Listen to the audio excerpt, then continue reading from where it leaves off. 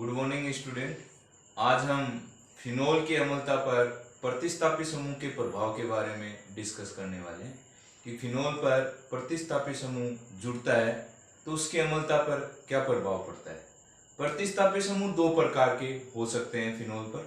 एक तो बताएंगे इलेक्ट्रॉन आकर्षी समूह, अर्थात आप कहेंगे इलेक्ट्रॉन विड्राइंग ग्रुप जुड़े हों तो फिनोल की अम्लता पर क्या प्रभाव पड़ने वाला है। और एक इलेक्ट्रॉन प्रतिकर्षी समूह, अर्थात इलेक्ट्रॉन रिलीजिंग ग्रुप जुड़े तो फिनोल की अम्लता पर क्या प्रभाव पड़ने वाला। तो देखिए, सबसे पहले हम देख रहे हैं कि यदि इलेक्ट्रॉन विड्राइंग ग्रुप फिनोल पर उपस्थित हो तो अम्लता क्या होगी। ये फिनोल है और यहां पर मैं कोई इलेक्ट्रॉन विड्राइंग ग्रुप जोड़ रखा है ऑर्थो स्थिति पर, तो ये इलेक्ट्रॉन अट्रैक्ट करने वाला ग्रुप है। ये कहां से इलेक्ट्रॉन अट्रैक्ट कर रहा है, इस कार्बन से। ये कार्बन कहां से अट्रैक्ट करेगा, इस कार्बन से। और ये कार्बन कहां से अट्रैक्ट कर रहा है, ऑक्सीजन से। अर्थात ऑक्सीजन से H क्या हो जाएगा, निकल जाएगा, क्योंकि इलेक्ट्रॉन खींचने के कारण ऑक्सीजन और हाइड्रोजन के बीच बंध क्या हो जाएगा, ध्रुवित हो जाएगा, जिसके कारण यहां से H आसानी से निकल जाएगा, अम्लीय प्रवृत्ति बढ़ जाएगी। तो आप कहेंगे यदि फिनोल में ऑर्थो और पैरा स्थिति पर कोई इलेक्ट्रॉन आकर्षी समूह जुड़ा हो, जैसे NO2 समूह जुड़ा हो या CN समूह जुड़ा हो, तो इस प्रकार के समूह उपस्थित होने पर OH बंध की ध्रुवता बढ़ जाएगी, जिसके कारण फिनोक्साइड आयन में ऋण आवेश का विस्थानीकरण बढ़ जाता है, अम्लीय प्रवृत्ति बढ़ जाती है। इसकी थ्योरी लिख रहे हैं हम, देखिए।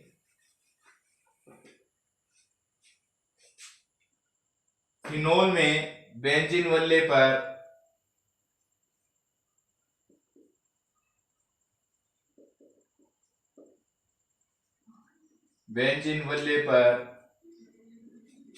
इलेक्ट्रॉन आकर्षी समूह उपस्थित होने पर अम्लता बढ़ जाती है। कौन सा समूह उपस्थित होने पर, इलेक्ट्रॉन आकर्षी समूह उपस्थित होने पर अम्लता बढ़ जाती है। यहां पर लिख सकते हैं जैसे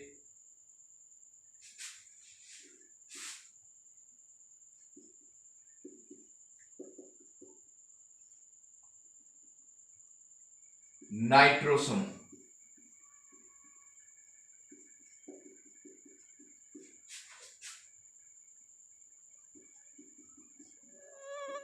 उपस्थित होने पर अम्लता बढ़ जाती है। और ये समूह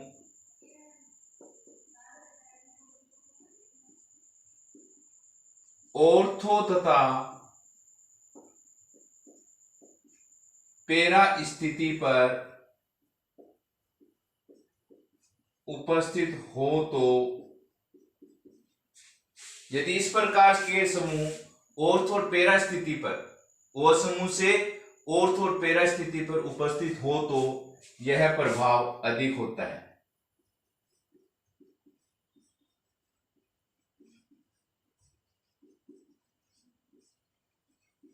क्यों अधिक होगा, क्योंकि H+ आयन निकलने के बाद क्या बनाएंगे, फिनोक्साइड आयन, क्योंकि फिनोक्साइड आयन में ऋण आवेश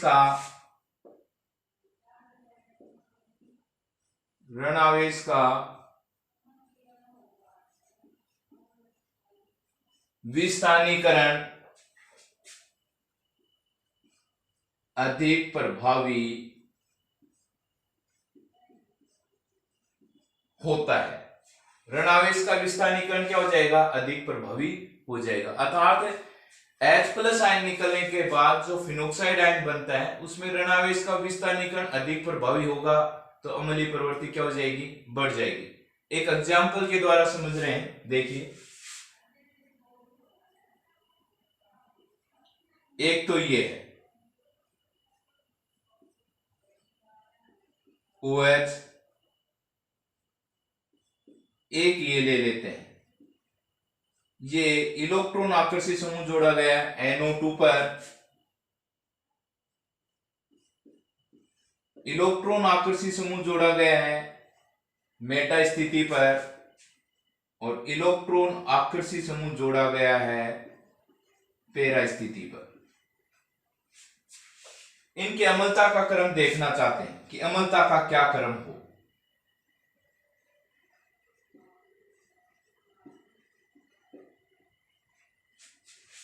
सबसे पहले आपने बताया कि यदि बेंजीन वल्ले में फिनोल पर इलेक्ट्रॉन आकर्षी समूह जुड़े तो अम्लता बढ़ जाती है। मतलब आप कह सकते हो कि ये वाला समूह ऑर्थो, ये मेटा, ये पैरा, यदि ऐसे समूह जुड़ेंगे तो अम्लीय प्रवृत्ति बढ़ जाती। सबसे कम अम्लता का क्रम देखेंगे तो सबसे कम अम्लता हो जाएगी फिनोल की। उससे ज्यादा बात करेंगे तो हमने कहा है कि इलेक्ट्रॉन आकर्षी समूह उपस्थित हो। इलेक्ट्रॉन आकर्षी NO2 भी इलेक्ट्रॉन आकर्षी ऑर्थो पे है और ये पैरा पर। इन्होंने कहा कि यदि ऑर्थो और पैरा पे उपस्थित होगा तो ये प्रभाव अधिक प्रभावी होगा, अर्थात मेटा स्थिति पर यह प्रभाव कम प्रभावी होगा। इसका मतलब मेटा की थोड़ी सी अम्लता होगी, ऑर्थो और पैरा की अपेक्षा थोड़ी सी अम्लता मिलेगी आपको। ओके, अब बात करेंगे ऑर्थो और पैरा नाइट्रोफिनोल में। देखिए ये इलेक्ट्रॉन यहां खींचने वाला ग्रुप है, इलेक्ट्रॉन नजदीकी से कौन खींच रहा है, एक तरह से देखिए ऑर्थो नाइट्रोफिनोल। पैरा वाले में देखें ये डिस्टेंस है, तो यहां से इलेक्ट्रॉन खींचे जा रहे हैं, डिस्टेंस ज्यादा है। तो आपके अनुसार तो ये क्रम होना चाहिए कि पैरा का और पैरा से ज्यादा किसकी होनी चाहिए अम्लता, ऑर्थो नाइट्रोफिनोल की। लेकिन ये क्रम यहां पर सही नहीं है। क्यों नहीं है? यदि हम यहां बात करें तो यहां पर कहीं ना कहीं H बन जाता है। ऑर्थो नाइट्रोफिनोल में क्या बन जाएगा, H बन जाता है। H बनने के कारण यहां से H+ का आसानी से निष्कासन नहीं होता।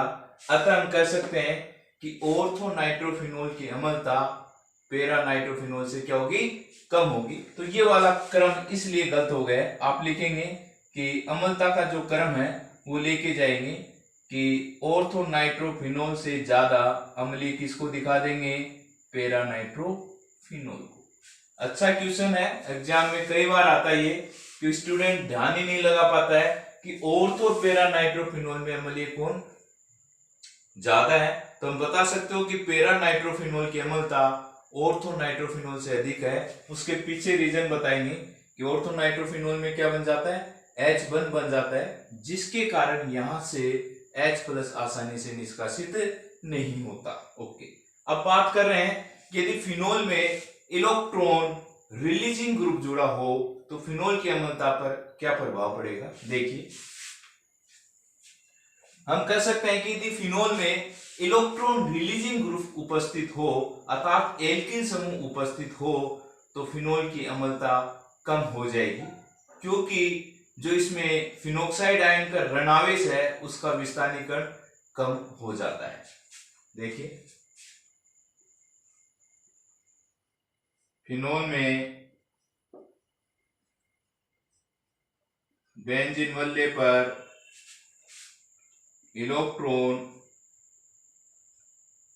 प्रतिकर्षी समूह जैसे एल्किल समूह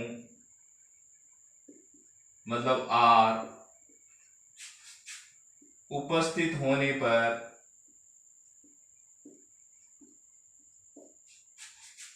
अम्लता कम हो जाती है।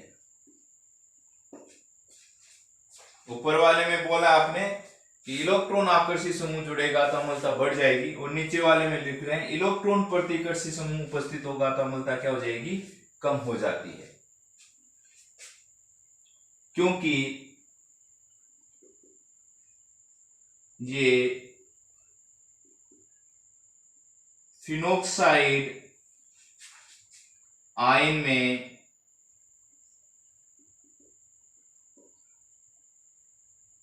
ऋणावेश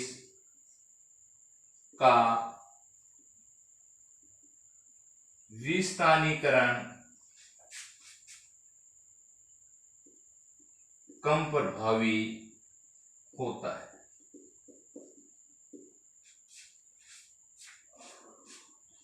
वहां ज्यादा स्थायीकरण हो रहा था, ज्यादा अम्लीय, कम स्थायीकरण हो रहा है, कम अम्लीय। एग्जाम्पल लेना चाहते हैं इसके लिए भी।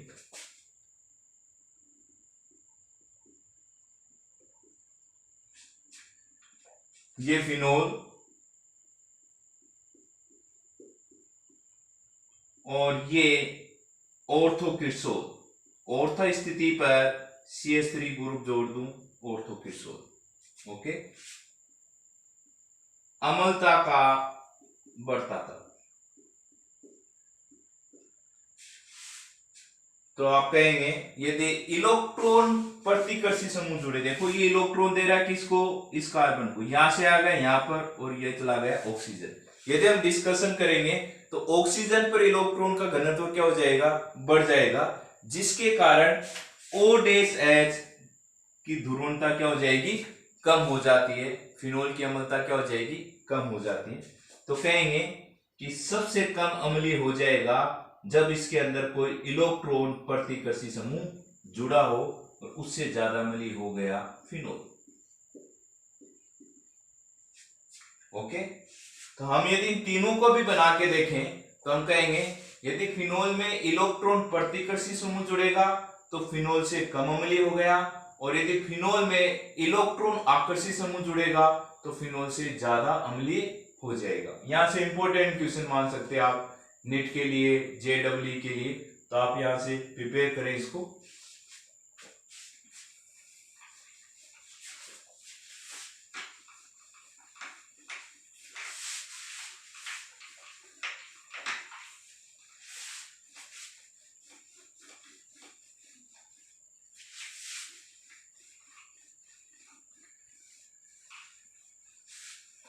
अब नेक्स्ट हम डिस्कशन कर रहे हैं फिनोल और एल्कोहल में अम्लता की तुलना।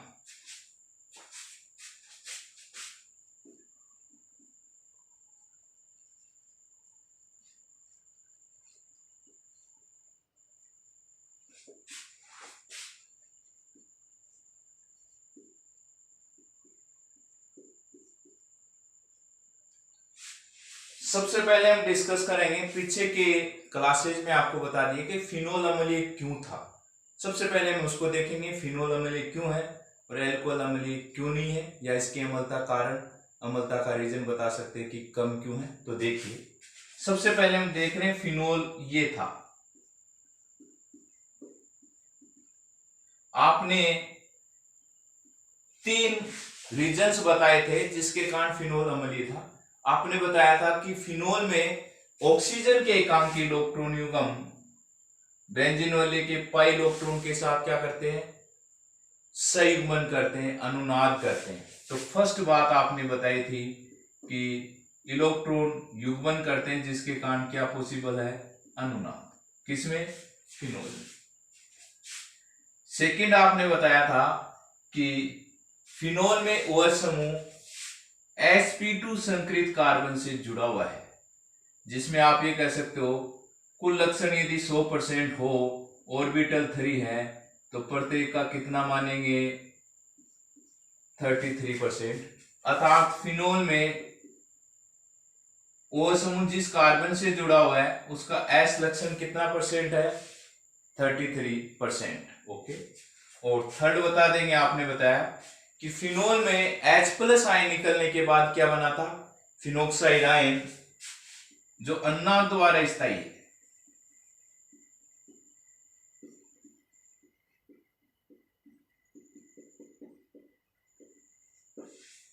तो ये तीन ऐसे फिनोल की प्रॉपर्टी थी जो अम्लीय गुण के बारे में व्याख्या कर रही थी। अब इसका कंपैरिजन करेंगे कि अल्कोहल में ये प्रॉपर्टियां कितनी पाई जाती है जिसके कारण अल्कोहल फिनोल से कम अम्लीय है। तो सबसे पहले हम बताएंगे कि फिनोल अम्लीय व्यवहार प्रदर्शित करता है और उसकी तुलना में अल्कोहल लगभग उदासीन होते हैं।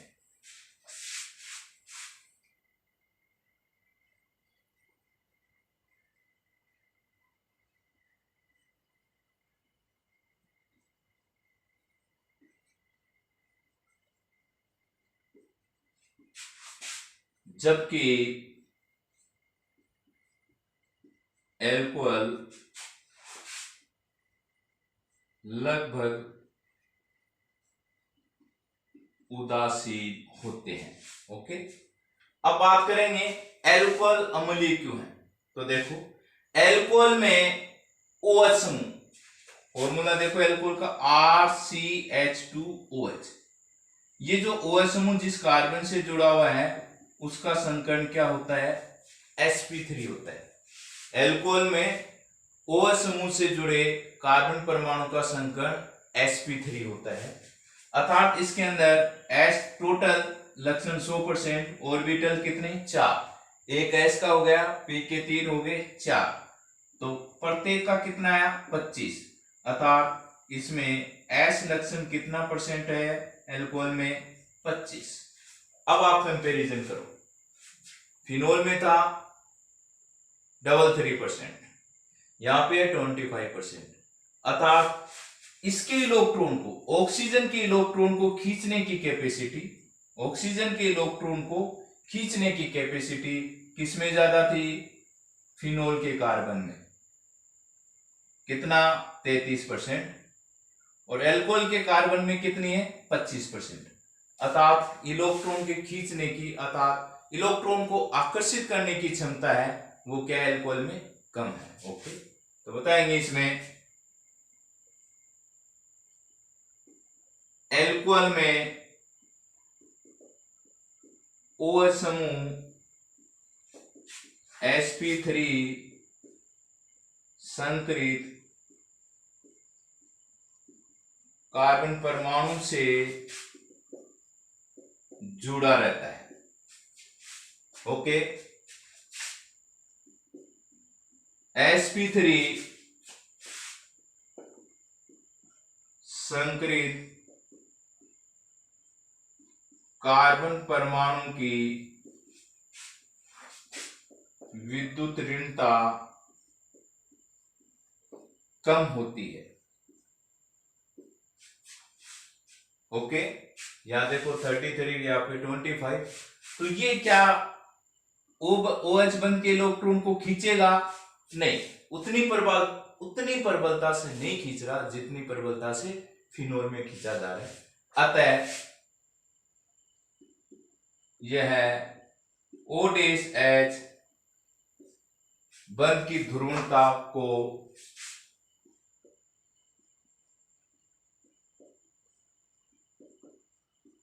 नहीं बढ़ा पाता है, अर्थात ये इलेक्ट्रॉन, कार्बन ये इलेक्ट्रॉन यहां से नहीं खींचेगा तो ऑक्सीजन भी H से इलेक्ट्रॉन नहीं खींच सकता, और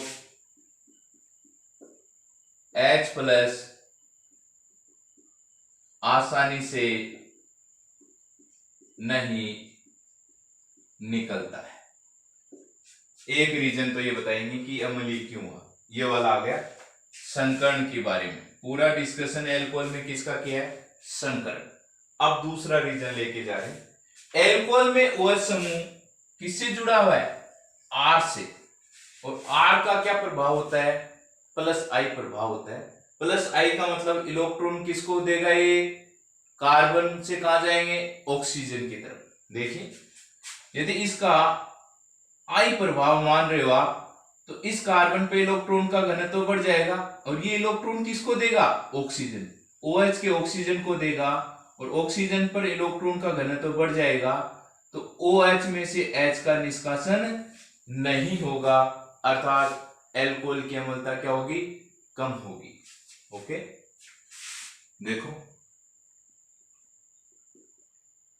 एल्कोहल में OH समूह एल्किन समूह से जुड़ा होता है। एल्किन समूह का प्लस I प्रभाव होता है। एल्किन समूह का जो प्रभाव देखेंगे प्लस I प्रभाव होता है।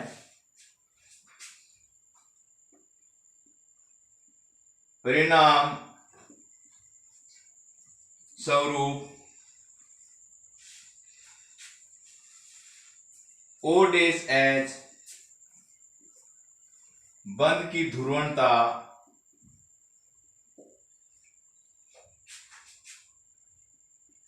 इतनी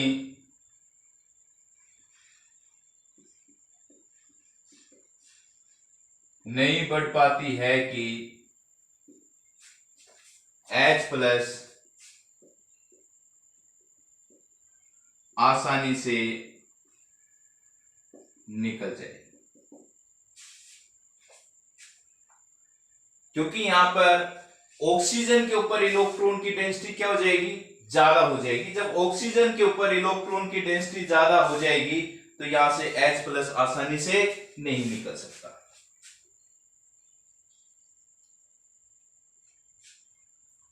एक और रीजन दे सकते हैं आप इसके अंदर, देखिए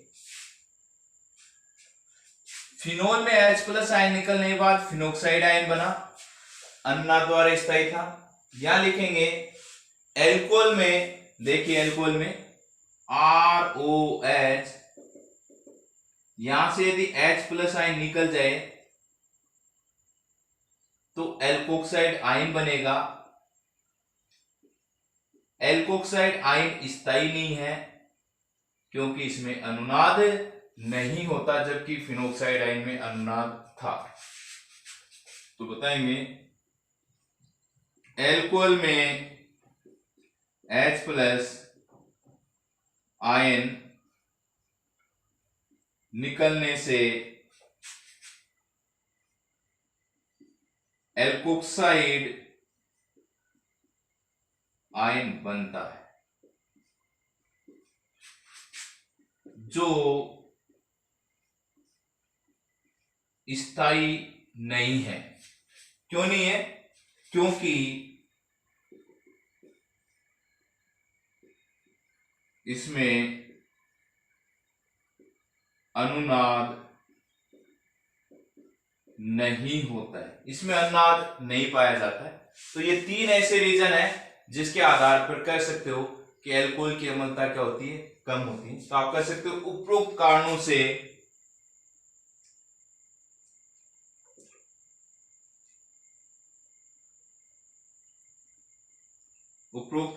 से एल्कोहल की अम्लता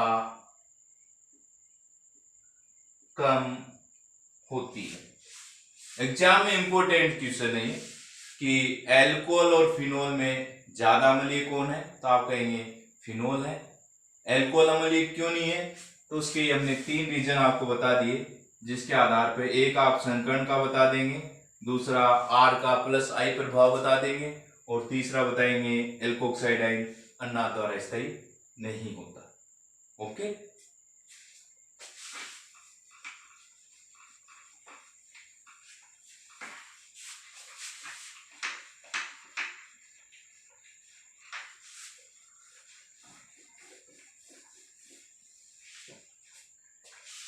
नेक्स्ट टॉपिक डिस्कस कर रहे हैं फिनोल और कार्बोक्सिलिक अम्ल की तुलना।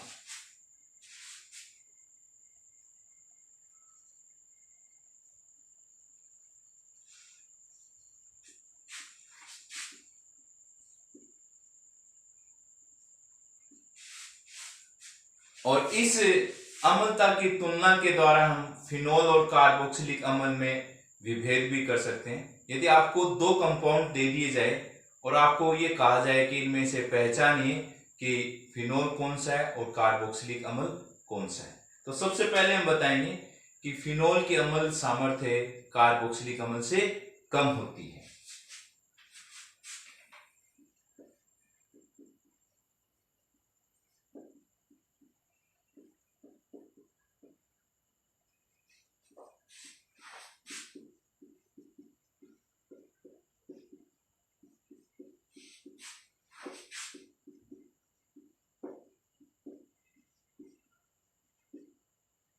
ओके, फिनोल की अम्ल सामर्थ्य कार्बोक्सिलिक अम्ल से कम होती है। हम एक्सप्लेन करना चाहते हैं कि कार्बोक्सिलिक अम्ल है वो दुर्बल क्षार के साथ रिएक्शन करे तो क्या होगा।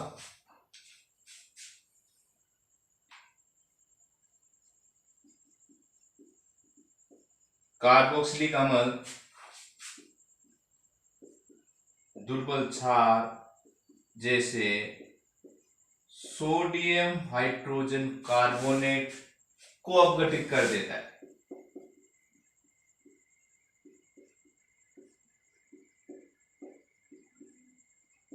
मतलब क्रिया करेगा तथा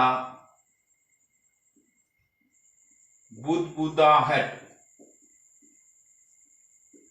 के साथ CO2 गैस निकलती है। इसका मतलब यदि कोई कंपाउंड कार्बोक्सिलिक अम्ल है और यदि उसके अंदर हम सोडियम हाइड्रोजन कार्बोनेट डालते हैं तो वो क्या बनाएगा, CO2 गैस। बुदबुदाहट के साथ उसमें से रंगहीन क्या निकलेगी, CO2 गैस निकलती है। तो हम कहेंगे दिया गया कंपाउंड कार्बोक्सिलिक एसिड है। बात करते हैं फिनोल।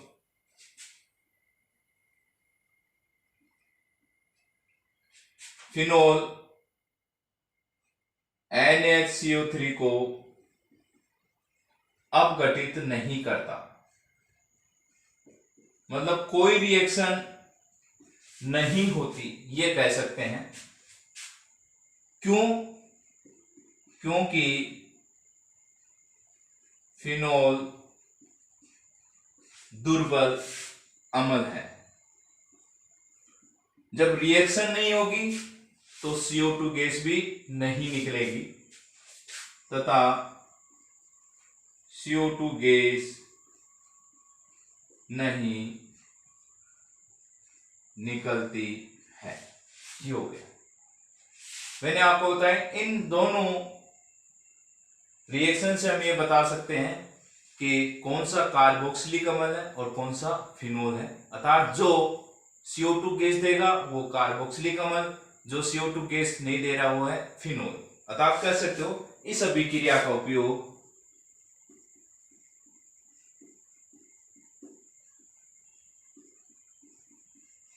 फिनोल तथा कार्बोक्सिलिक एसिड में विभेद करने में किया जाता है। ओके, तो ये भी एग्जाम के अनुसार इंपॉर्टेंट टॉपिक है कि फिनोल और कार्बोक्सिलिक अम्ल की तुलना कैसे की जाए। ओके,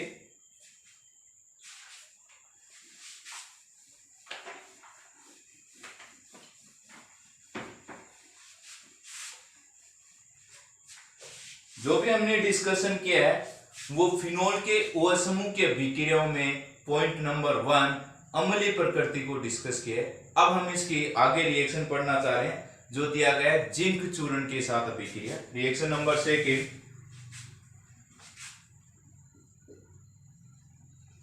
Zn चूर्ण या यसद के साथ अभिक्रिया। ये इंपॉर्टेंट क्वेश्चन है कंपटीशन एग्जाम के लिए भी। यदि ये लिखा जाए कि फिनोल की Zn चूर्ण के साथ अभिक्रिया दीजिए तो सभी स्टूडेंट इस क्वेश्चन को सोल्व कर सकते हैं। लेकिन एग्जाम में यदि एक क्वेश्चन आ जाए कि फिनोल की यसद के साथ अभिक्रिया लिखिए तो फिर स्टूडेंट के लिए प्रॉब्लम है, क्योंकि स्टूडेंट को पता ही नहीं होता कि जिंक चूर्ण और यसद दोनों एक ही बात है। जिंक को क्या नाम दिया गया है, यसद भी कह सकते हैं। देखिए ये फिनोल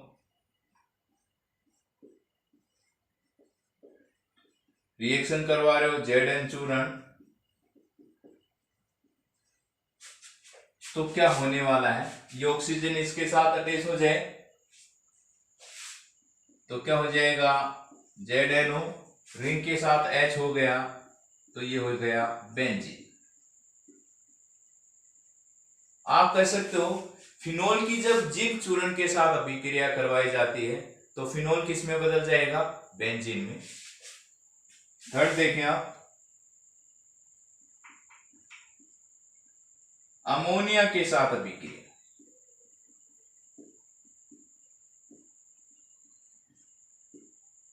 देखिए ये रिएक्शन कहीं ना कहीं एल्कोहल में भी आप करके हैं, यदि आपको ध्यान हो तो ROH की क्रिया करवाई थी अमोनिया के साथ और आपने बनाया था एमीन।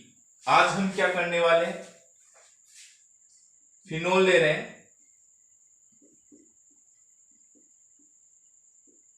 रिएक्शन अमोनिया के साथ ड्राई ZnCl2 573 केल्विन। जब फिनोल के साथ अमोनिया की रिएक्शन करवाएंगे तो क्या निकलेगा, यहां से H2 निकलेगा और रिंग के साथ आप क्या जोड़ने वाले हो, NH2। जब रिंग के साथ NH2 जोड़ देंगे तो इसका नाम हो जाएगा एनिलीन। ओके, फोर्थ रिएक्शन देख रहे हैं आप, PCl5 के साथ अभिक्रिया।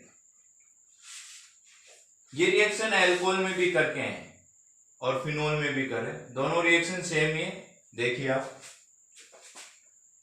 फिनोल को मैं लिख सकता हूं C6H5OH और रिएक्शन करवा रहे हो PCl5।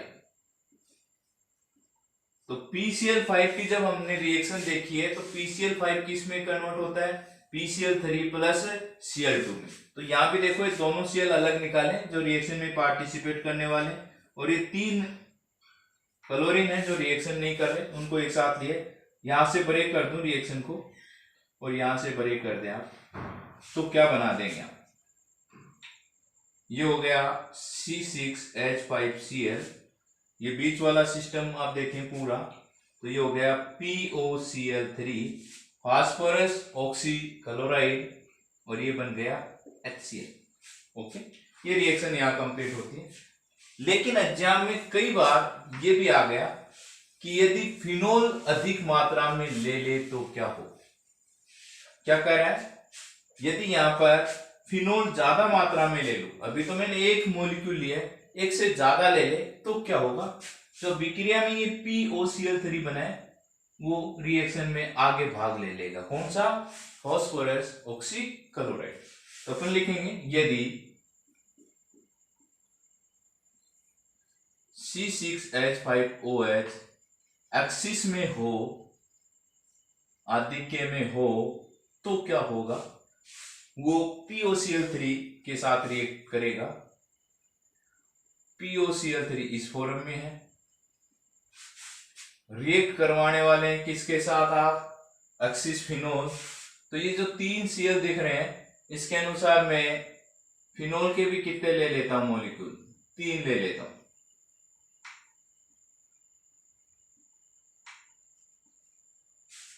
आप देखें तो इसको मैं यहां से परे कर दूं और इसको मैं यहां से परे कर दूं, तो क्या देख रहे हो आप, इसको यहां से परे करें अपन फिनोल को, तो आपने क्या देखा, ये वाला Cl और ये वाले H मिला के क्या हो जाएगा, 3HCl। अब क्या बच गया, इधर देखें, C6H5 के 3 हो गया, P का 1, ऑक्सीजन 1 2 3 एंड 4, PO4। तो C6H5 को हम क्या कहेंगे, फेनिल, कितने जुड़े हुए हैं, 3, ट्राइफेनिल। PO4 को कहेंगे फोस्फेट। ओके, तो ये याद रखने वाली बात हो गई। यदि रिएक्शन क्या पूछी गई है, आपको रिएक्शन पूछे कि PCl5 के साथ, तो यहां तक लिख सकते हो। यदि रिएक्शन पूछे आदि के फिनोल हो तो ये रिएक्शन भी आप लिखेंगे।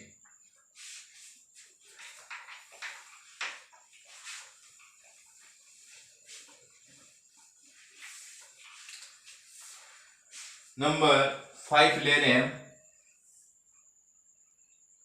इथरीकरण अभिक्रिया, अर्थात ईथर निर्माण की विधि को हम कहेंगे इथरीकरण अभिक्रिया। तो देखिए ये फिनोल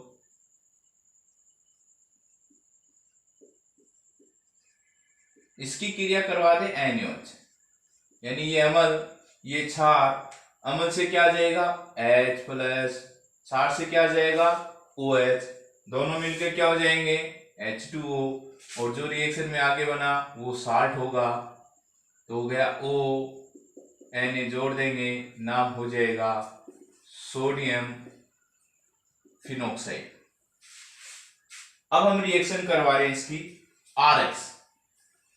RX की जगह ले लेता हूं मैं CH3I मेथिल आयोडाइड। तो देखिए यहां से आप क्या निकाल दो Na, ये हो जाएगा I, दोनों मिलके हो जाएंगे NaI सोडियम आयोडाइड, और अब ये CH3 यहां पे जोड़ देंगे तो ये हो गया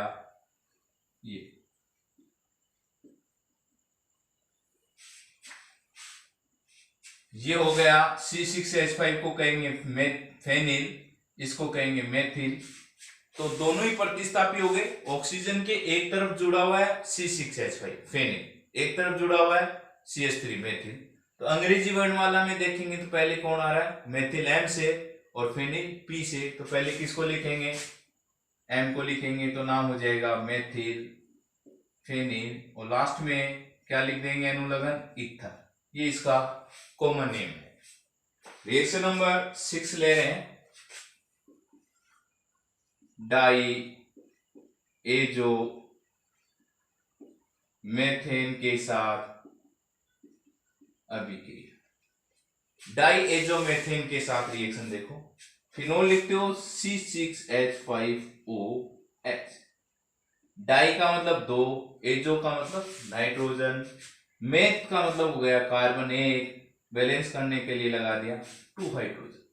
ये पूरा यहां से निकाल दूंगे तो क्या लिख देंगे आप, लिखेंगे आप C6H5 और ये पूरा सिस्टम हो गया O, फिर आ जाएगा CH3, नाम ऊपर वाला ही आ गया मेथिल फेनिल ईथर।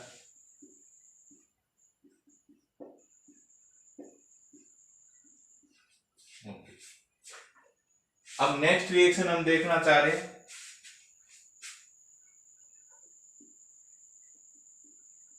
एस्टरीकरण अभिक्रिया। एस्टर का निर्माण करना चाहते हैं, एस्टरीकरण का अर्थ हो गया एस्टर का निर्माण करना चाहते हैं।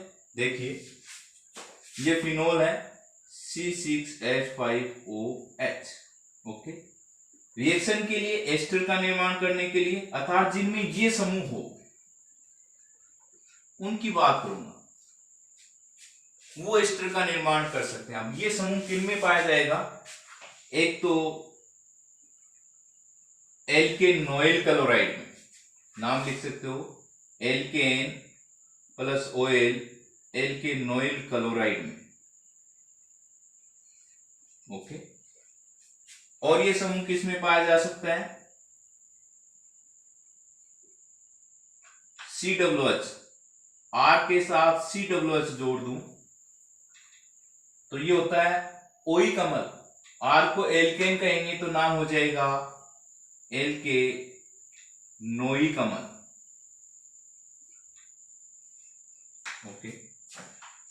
एक और ले रहे हैं जिनमें ये समूह पाया जा सकता है RC+O एनहाइड्राइड है, बीच वाला ऑक्सीजन जुड़ा हुआ है। ये कैसे है, तो आप ये कर सकते हो RCOOH के दो अणु ले लो, एक ये ले लिया एक ये ले लिया, और यहां से जल का अणु निकाल दूं तो क्या बन जाएगा एनहाइड्राइड। एल्केनोइक अम्ल से बना है तो लिखेंगे एल्के नोइक एन हाइड्राइड।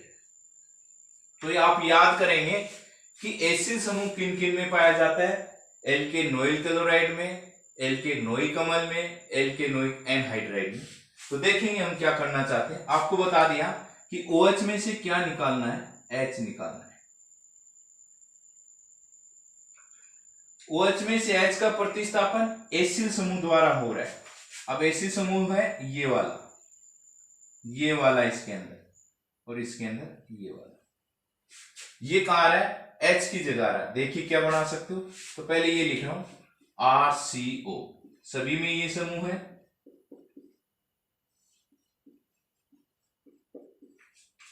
ये एसिड समूह, इसने H को हटाया तो फिर क्या बचा है, OC6H5, सभी में सेम है।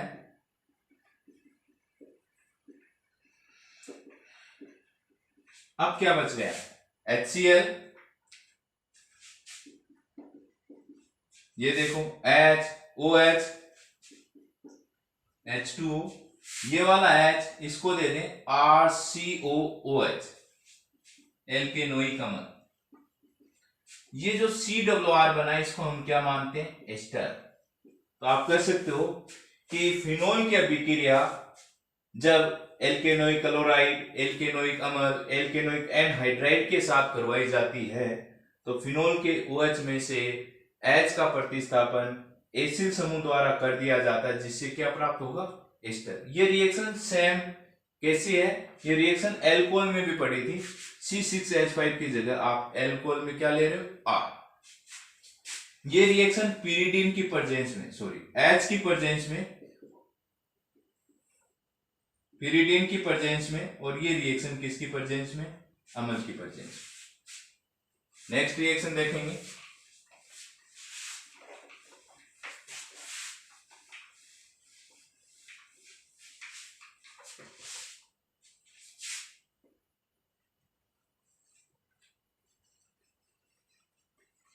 बेंजाइलीकरण। रिएक्शन को देखो, यदि एसिड समूह जोड़ा गया तो नियम का रिएक्शन का नाम होगा एस्टरीकरण, और बेंजाइल समूह जोड़ा जाए तो रिएक्शन का नाम हो जाएगा बेंजाइलीकरण।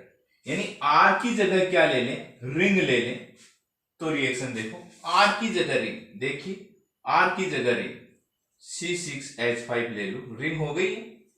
ओके, इसका नाम हो जाएगा बेंजीन के साथ COCl क्रियात्मक समूह जोड़ा गया तो बेंजीन के साथ क्रियात्मक समूह ऑयल क्लोराइड, तो बेंजीन प्लस ऑयल तो नाम हो जाएगा बेंजाइल क्लोराइड।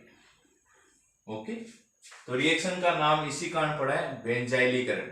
ओके, अब रिएक्शन करवा रहे आप फिनोल, सेम रिएक्शन है। OH में से क्या निकाला है, H, इसकी जगह क्या आने वाला है, बेंजाइल समूह। तो देखो रिएक्शन में क्या होने वाला है, ये लिख लेता हूं पहले, C6H5 CO, यह आ जाएगा O C6H5, लास्ट में क्या हो गया, H और Cl HCl। यदि इसकी प्रोडक्ट की स्ट्रक्चर देखें तो ये वाली स्ट्रक्चर नजर आ रही होगी आपको, रिंग O COO C6H5, ये एस्टर हो गया भाई। एस्टर में सबसे पहले किसका नाम लिखते हैं, इसका R का नाम माने तो R कौन हो गया, C6H5, C6H5 को कहेंगे फेनिल। ये है बेंजीन, और CRR का क्रियात्मक समूह था O8, अनुलग्न क्या लेंगे, O8, तो हो जाएगा बेंजीन के साथ O8 जोड़ेंगे तो हो जाएगा बेंजोएट।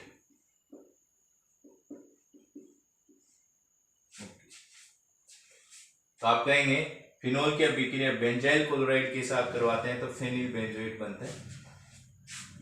रिएक्शन इसके अंदर हम लेके जा रहे हैं ऑक्सीकरण। ये आपको फिनोल के फिजिकल प्रॉपर्टी में पढ़ा था कि फिनोल वायु के संपर्क में ऑक्सीकृत होकर गुलाबी रंग के द्रव में बदल जाता है। और वो गुलाबी रंग क्यों आ रहा था, पैराबेंजो, क्यूनोन बनने के कारण। तो वही रिएक्शन है ये कि ये फिनोल है,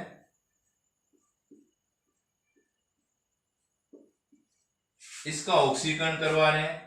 ऑक्सीकरण के लिए कह रहा है क्रोमिल क्लोराइड ले सकते हैं या सोडियम क्रोमेट ले सकते हैं और कंस्टेट H2SO4 लें। तो ऑक्सीकरण में क्या होगा, ऑक्सीजन जोड़ देंगे, हाइड्रोजन निकाल देंगे, यहां से हाइड्रोजन हटा दो और यहां ऑक्सीजन जोड़ दो, तो ये इस प्रकार की स्ट्रक्चर होगी, जो किसकी होगी, पेरा बेंजो क्यूनोन। इस प्रकार आपने फिनोलिक समूह की 9 रिएक्शन के बारे में यहाँ पे स्टडी की है। नेक्स्ट वीडियो में हम डिस्कस करेंगे फिनोल में बेंजीन वाले की अभिक्रिया। Okay, thank you.